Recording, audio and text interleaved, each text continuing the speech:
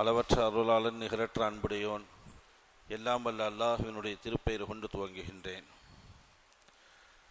அல்லாஹுவினுடைய மகத்தான கிருபையால் கருணையால் 9 நோன்புகளை நிறைவு செய்துவிட்டு 10வது நோம்பினுடைய தராவிகை தொழுதுவிட்டு அமர்ந்திருக்கின்றோம். அல்லாஹு ஜல்லஷானஹு தஆலா இதுவரைக்கும் நோற்ற நோன்புகளை அல்லாஹ் ஏற்றுக்கொள்வானாக.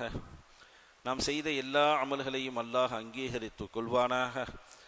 இன்று ஓதப்பட்ட எல்லா இறைவசனங்களுக்கும் நிரப்பமான நற்கூலிகளை அல்லாஹ் நமக்கு வாரி வழங்கி அருள்புரிவானாக. எஞ்சி நோக்கக்கூடிய தௌஃபீக்கை அல்லாஹ் நமக்கு வாரி வழங்கி அருள்புரிவானாக. இது போன்ற பல 100 ரமதான்களை அடையும் பாக்கியத்தை அல்லாஹ் நமக்கு தந்தல் புரிவானாக. ஆமீன் யா ரப்பல் ஆலமீன். கண்ணியமான பெருமக்களே, அல்லாஹுவின் நல்லடியார்களே, அருள்மறை வேதத்தினுடைய 12வது சூரா யூசுப் அலைஹிஸ்ஸலாத்து வஸ்ஸலாம் அன்னவர்கள் பெயர் கொண்ட ஒரு சூறாவை அல்லாஹ் ஜல்லஷானஹு தஆலா திருமறையிலே மிகப்பெரிய ஒரு பாடம் படிப்பினைகளை அல்லாஹ் அந்த சூறாவின் மூலியமாக இந்த சமூகத்திற்கு அல்லாஹ் சொல்லித் தருகின்றான். கண்ணியமான பெருமக்களே, இந்த சூறாவில் பல தகவல்கள் இருக்கின்றது. திருமறை வேதத்திலே நபிமார்களுடைய வரலாறுகளை எல்லா இடங்களிலேயும் அல்லாஹ் சொல்லுகின்றான். 25 நபிமார்களுடைய பெயர் பொறிக்கப்பட்டிருக்கிறது அல் குர்ஆன் வேதத்தில். அவர்களுடைய வரலாறுகளை எல்லாம் ஆங்காங்கே பிச்சு சில வரலாறுகளை அல்லாஹ் சொல்லுவான். ஒரே ஒரு நபியினுடைய வரலாற்றை மட்டும் அல்லாஹ் ஒரே ஒரு சூறாவிலே அல்லாஹ் முடித்திருக்கின்றான் என்றால் அது யூசுப் அலைஹிஸ்ஸலாத்து வஸ்ஸலாம் அன்னவருடைய வரலாறு மட்டும்தான். என்ன காரணம் என்றால், சிறுவயதிலிருந்து பெரியவர்கள் வரைக்கும், அவர்கள் சிறுவயதிலிருந்து பெரியவர் வாலிபராகி அதற்கு பிறகு வயோதிக நிலையை அடைந்து அதிலிருந்து வரிசையாக அல்லாஹ் ஜல்லஷானஹு தஆலா ஒரு நாவலை போன்று, சின்ன வயசுல நாவல்லாம் படிச்சிருப்பாங்க, நாவலை படிக்கும் பொழுது அந்த நாவலுக்கு இதை ஒப்பிட முடியாது. ஒரு உவமைக்கு சொல்றேன், உதாரணத்துக்கு, அந்த நாவல்ல ஒவ்வொரு பக்கத்தையும் திருப்பி படிக்கும் பொழுது அடுத்த பக்கத்துல என்ன இருக்குமோ அப்படிங்கிற ஒரு த்ரில்லிங், ஒரு எதிர்பார்ப்பு இருக்கும் அதுல. அது மாதிரி சூரா யூசுஃபனுடைய தர்ஜுமாக்களை நீங்கள் எடுத்து படிச்சிங்க அப்படின்னா அதுல த்ரில்லிங்கான விஷயங்கள், அடுத்து என்ன அப்படிங்கிற ஒரு ஆர்வத்தை தூண்டக்கூடிய அற்புதமான ஒரு சூரா யூசுப். இந்த சூறாவினுடைய துவக்கத்திலே அல்லாஹ் சொல்றான், இந்த சூறாவினுடைய வரலாறு அழகான வரலாறு என்பதாக அல்லாஹ் இந்த சூறாவினுடைய ஆரம்பத்திலே அல்லாஹ் ஜல்லஷானஹு தஆலா இந்த சூறாவை அப்படி ஆரம்பிக்கின்றான். எப்படி யூசுப் அலைஹிஸ்ஸலாம் ஆண் அழகனாக உலகத்திலே இருந்தார்களோ அதே போன்று இந்த சூறாவினுடைய சரிதைகளும் மிக அழகான சரிதை என்பதாக நாம் பார்க்க முடிகிறது. யூசுப் அலைஹிஸ்ஸலாத்து வஸ்ஸலாம் அன்னவர்கள் ஆணழகன் என்பதற்கு அல்லாஹ் திருமறையிலே ஒரு நிகழ்வு அல்லாஹ் சொல்லி காட்டுறான். பெண்களை எல்லாம் வரிசையாக அமர வைத்து அவருடைய கையிலே ஆப்பிலையும் கத்தியையும் கொடுத்து அல்லாஹ் ஜல்லஷானஹு தஆலா அவருடைய கையிலே எல்லாம் அந்த அரசி ஆப்பிலையும் அந்த கத்தியையும் கொடுத்து இவர்களை அப்படியே வலம் வர செய்தார்கள்.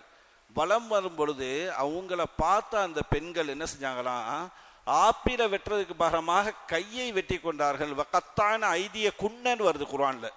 அவங்க ஆப்பில வெட்டல, அவங்க எதை வெட்டினாங்க, கையை வெட்டி கொண்டார்கள். ஏன், அந்த யூசுப் அலைஹிஸ்ஸலாத்து வஸ்ஸலாமனுடைய அழகிலே அப்படியே லயித்து போய் எது கை எது ஆப்பிள்னு அவங்களுக்கு தெரியல, எது கை எது ஆப்பிள்னு அவருக்கு. அவ்வளவு பெரிய அழகான ஒரு மனிதராக யூசுப் அலைஹிஸ்ஸலாத்து வஸ்ஸலாம் அவர்கள் இருந்திருக்கின்றார்கள் என்பதை நாம் பார்க்க முடிகிறது. அற்புதமான சூறாக்கள், இன்ஷா அல்லாஹ் வாய்ப்புகள் கிடைக்கின்ற பொழுது இந்த சூறாக்களுடைய தர்ஜுமாக்களை இன்ஷா அல்லாஹ் படிச்சு பாருங்க. இதுல இருந்து 2 செய்தியை மட்டும் இன்னைக்கு நம்ம பார்த்துருவோம். முதல் செய்தி, பல பாடங்கள் படிப்பினைகள் பல்வேறு விஷயங்கள் இருக்கு. இதுல 2 செய்தியில முதல் செய்தி, சூரா யூசுஃப்ல நபிகள் யூசுப் அலைஹிஸ்ஸலாத்து வஸ்ஸலாம் அவங்க ஒரு கனவு ஒன்று காணுகிறார்கள். அந்த கனவு ஒரு பெரிய ஒரு கனவு. அந்த கனவு யூசுப் அலைஹிஸ்ஸலாத்தினுடைய அரசராக இருக்கக்கூடிய அந்த அரசர் ஒரு கனவு காண்றாரு. யூசுப் நபி காணல, அரசர் காண்றாரு. அந்த கனவுக்குடைய விளக்கத்தை கேட்பதற்காக வேண்டி யூசுப் அலைஹிஸ்ஸலாத்து வஸ்ஸலாம் அவங்களை அழைச்சு விளக்கத்தை கேட்கின்ற பொழுது அதனுடைய விளக்கத்தை அவங்க சொல்லிடுறாங்க.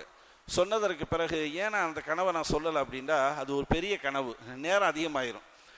அப்போ சொன்னதற்கு பிறகு அந்த விஷயங்களை எப்படி சரி செய்வது என்பதாக அந்த அரசர் யூசுப் நபிகிட்ட கேட்குறாங்க. யூசுப் நபி அப்போ எங்கே இருக்காங்க, சிறைக்குள்ளே இருக்காங்க.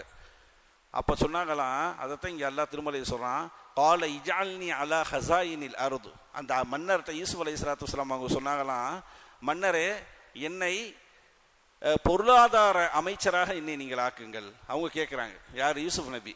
அலா இஜால்னி அலா ஹசாயினில் அருது, இந்த பூமியினுடைய பொருளாதார நிதி அமைச்சராக என்னை நீங்கள் ஆக்குங்கள். இன்னி ஹஃபீதுன் அமீன், நான் கண்டிப்பாக அதற்கு தகுதியுள்ளவன் என்பதாக அவங்களே கேட்டிருக்காங்க. இந்த ஆயத்திலிருந்து அப்படியே இருக்கட்டும், இந்த ஆயத்திலிருந்து நமக்கு கிடைக்கக்கூடிய பாடம் படிப்பினை என்ன அப்படின்னா, அரசியலுக்கும் இஸ்லாமிற்கும் சம்பந்தம் இல்லை என்பதாக ஒதுங்கிலாம் போக முடியாது. அரசியலுக்கு இஸ்லாமுக்கும் சம்பந்தம் இல்லைன்னு போக முடியாது. அப்படி பார்த்தா ரசூலுல்லாஹி ஸல்லல்லாஹு அலைஹி வஸல்லம் அவருடைய தோழர்கள் ஹலீஃபாக்கள் அபூபக்கர் ரலியல்லாஹு அன்ஹு, உமர் ரலியல்லாஹு அன்ஹு, உஸ்மான் ரலியல்லாஹு அன்ஹு, அலி ரலியல்லாஹு அன்ஹு, 4 ஹலீஃபா இருக்காங்களா இல்லையா? இவங்களையெல்லாம் பெரிய சஹாபாக்களாக நம்ம பார்க்குற ஒரு பார்வை இருக்கு. இன்னொரு பார்வை என்ன தெரியுமா? இவர்களெல்லாம் மிகப்பெரிய அரசியல்வாதியாகவும் இருந்திருக்கின்றார்கள். எப்படி இருந்திருக்காங்க? அரசியல்வாதியாகவும் இருந்திருக்காங்க. அபூபக்கர் நாயகம் 2.5 வருஷம் ஆட்சி செஞ்சிருக்காங்க. உமர் இப்னு கத்தாப் ரலியல்லாஹு தஆலா அன்ஹு அவர்கள் 10 வருஷம் ஆட்சி செஞ்சிருக்காங்க. உஸ்மான் ரலியல்லாஹு தஆலா அன்ஹு அவர்கள் 12 வருஷம் ஆட்சி செஞ்சிருக்காங்க.